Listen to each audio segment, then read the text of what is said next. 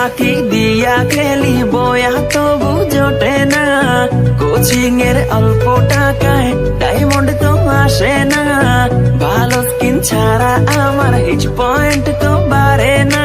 তো এনেমি মারি তবু নুবের মতো মরি, ফ্রি ফায়ার খেলা এখন পড়া মনে থাকে না, কোচিং এর টাকা মাইরা ঘরে থাকতে পারি না, টুর্নামেন্টের চিন্তায় আমি ক্লাস করতে পারি না, ফ্রি ফায়ার খেলতে খেলতে ঘুমাইতে তো পারি না।